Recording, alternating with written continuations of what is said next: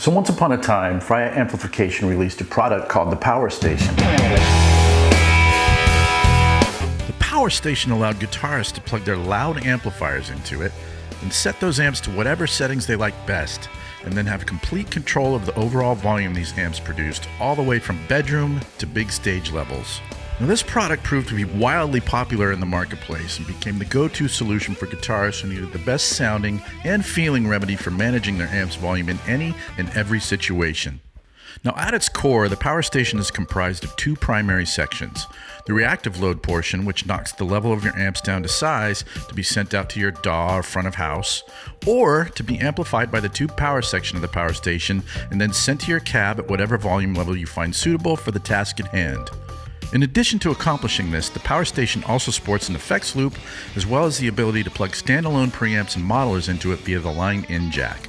In this application, these tools are taking advantage of the power amp section of the Power Station while bypassing the reactive load portion.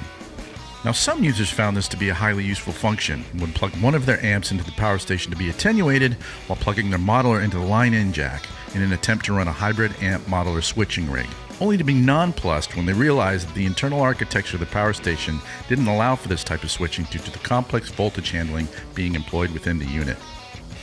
Over time, enough users requested a workaround for this that Fryette obliged and created the Cyclops, an accessory for the Power Station that allows users to select and switch between true guitar amplifiers and preamps or modelers without unplugging or disconnecting a thing.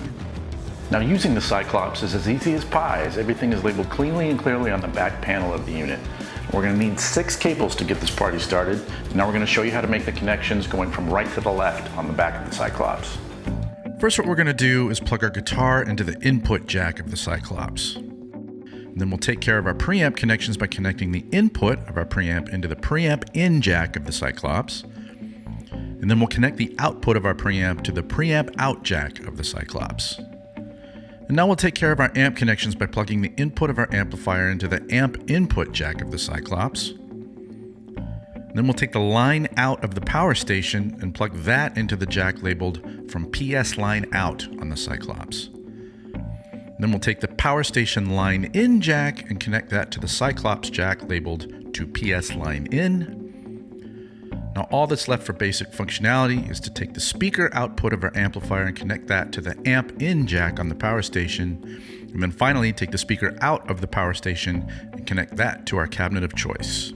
And because we're good citizens, we'll make sure we match the impedance on our cab with our amp as well as the Power Station, and then we'll be fully ready to explore and mix and match from there.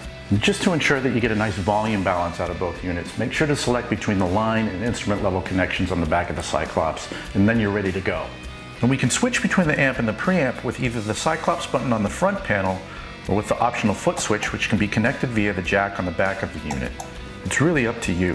As with all new products of this nature, there are undoubtedly going to be questions asked. So if you have any, please drop them in the comments below and we'll do our best to answer them in upcoming Q&A videos as well as malcontents episodes. So until then, thanks so much for tuning in. Please like, subscribe, and we'll see you in the next one.